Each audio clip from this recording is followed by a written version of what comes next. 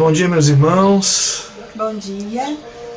Eu e Juliandra resolvemos gravar este pequeno vídeo para contar duas coisas interessantes que aconteceram aqui na Romênia. Nós estamos aqui em quarentena, não podemos sair, os irmãos sabem disso, especialmente pela minha condição, então estamos na sacadinha do nosso apartamento, uma vista de primavera, linda, muito embora a previsão do tempo está dizendo que amanhã, segunda e terça, vai nevar cerca de 10 a 15 centímetros em plena primavera, vai entender. Mas nós queremos compartilhar com os irmãos duas coisas que Deus tem feito e como Deus nos dá a oportunidade extra-ministerial, no sentido de que às vezes a gente se foca tanto no serviço junto à igreja, nos cursos e tantas outras coisas, mas Deus no nosso dia a dia nos dá oportunidades, nos coloca pessoas na nossa vida das quais podemos abençoar, devemos pregar o Evangelho e devemos fazer parte ativa da vida dessas pessoas, mesmo quando a nossa vida está tão atarefada e corrida. E então a gente vai começar com dois casos, né? O primeiro caso é o que aconteceu aqui no nosso prédio. Nós moramos num prédio, num bloco de prédios onde existem muitas pessoas idosas, tá? E um contexto muito importante para os irmãos entenderem o porquê dessa história.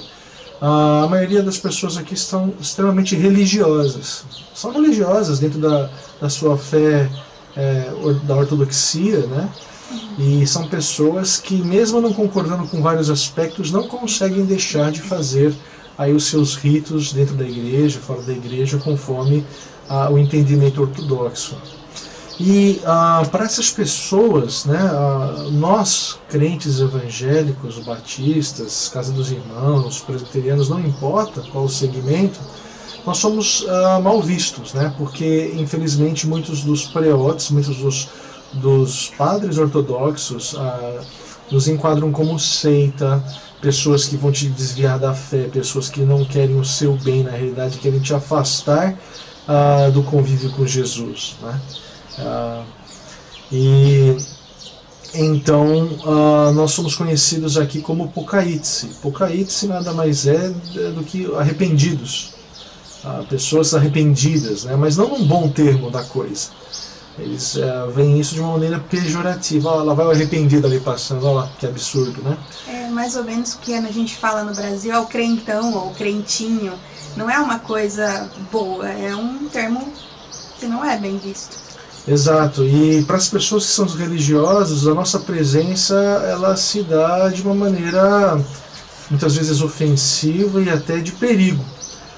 Certa feita eu fui, e não é só com pessoas idosas, certa feita eu fui comprar um lanche aqui para a família, um shawarma, uma kebaberia, e um rapaz novo lá, viu pelo meu sotaque, pelo meu accent, né, romeno, que eu era estrangeiro, perguntou de onde eu era, Brasil, começamos a falar um pouquinho, quando ele perguntou o que eu fazia aqui. E eu me apresentei como um missionário, pastor, e ele mudou comigo, ele deixou de falar comigo. Ele falou, você é Pocaitse, né? Eu falei, olha, sim, vocês nos conhecem desta forma. Eu tentei explicar algumas coisas, mas ele se fechou.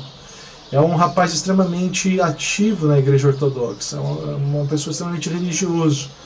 E ele não falou mais comigo. E as outras vezes que eu fui lá, assim, bom dia, boa tarde, não tem muito interesse, porque me vê como um inimigo. E não é diferente aqui no nosso prédio. Eu tentei me apresentar, eu me apresentei a todas as pessoas, né? Os mais jovens, eu ainda tenho contato, a gente se vê, troca um sorriso, troca uma ideia. E apenas uma senhora, foi a primeira senhora que nós conhecemos aqui, a dona Catrina, uma senhora muito, muito fantástica. Ela não nos rejeitou, muito pelo contrário. Tentamos levar ela, às vezes, para a igreja para cultuar com ela lá. Na verdade não é cultuar porque não é um culto, o culto dentro da igreja ortodoxa é cíclico, mas isso fica para um outro vídeo. Mas as outras pessoas não falam conosco. Ela é no máximo um bom dia, mas não tem interação conosco, né? E o que aconteceu é que debaixo do nosso apartamento, no primeiro andar, existe uma senhora que mora com seu marido, O senhor era um senhor bem idoso, que tinha um filho de 40 anos de idade, que há 3 meses atrás veio a falecer. Próximo ao Natal, bem próximo ao Natal. Bem próximo ao Natal. E foi uma choradeira, foi assim, algo de muita dor mesmo. Até hoje eu encontro ela aí pelos corredores ou ali fora, às vezes chorando por conta disso. E agora ela está sozinha. Só que o marido dela é muito doente, ele está acamado, ele não fala, ele entende tudo, está acamado, mas não anda. Então ela está cuidando dessa pessoa sozinha. Até então a gente nem sabia que ele existia, né? É verdade. Porque a gente só via a esposa, né?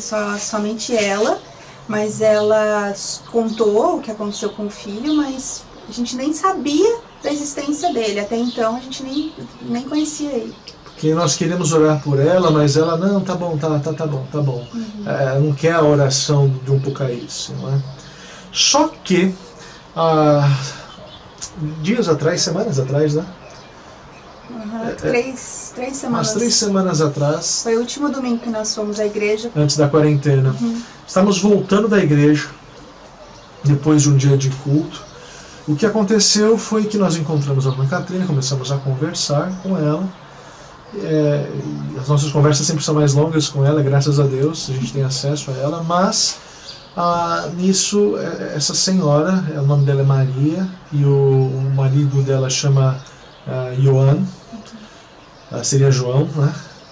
E ela estava lá do lado de fora, já tocando a campainha nos outros prédios, buscando ajuda.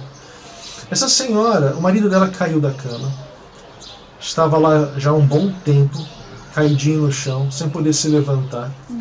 E ela correu todo o nosso apartamento e não encontrou ninguém para ajudar. Ela já estava do lado de fora buscando ajuda em outros apartamentos e ninguém para ajudar. Aí de repente ela nos chama. E é a primeira vez que ela nos chama para um contato mais direto. Fomos ter com ela, conversei, e ela abriu a porta da casa dela. Uhum. E já falou para o marido, chamei estrangeiro.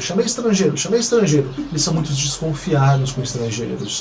Não é só uma questão do crente, com o estrangeiro também. A época do comunismo trouxe aí muitas mazelas em relação a isso.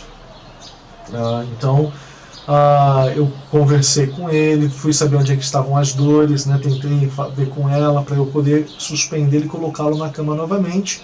Então eu ajudei. E ela começou a chorar e falar do filho que está sozinha, e aí de repente o marido começa a chorar também. Então muita dor, muito sofrimento.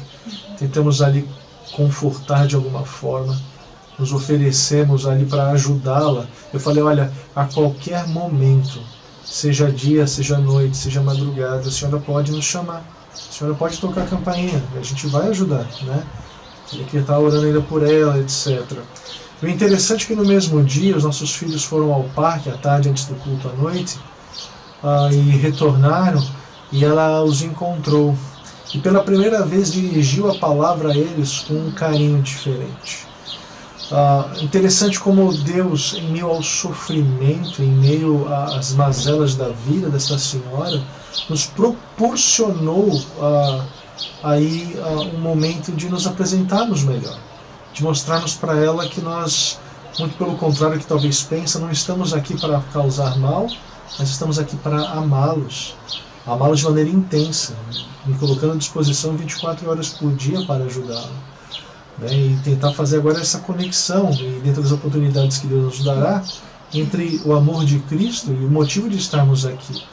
Esse Cristo imanente que também a ama e deseja um relacionamento com eles. Então estejam orando por isso, para que Deus nos dê novas oportunidades com ela, com a Maria, com o Ioane, porque ela fica agora só trancada praticamente dentro de casa, e é difícil, então a gente quer mais oportunidades, né?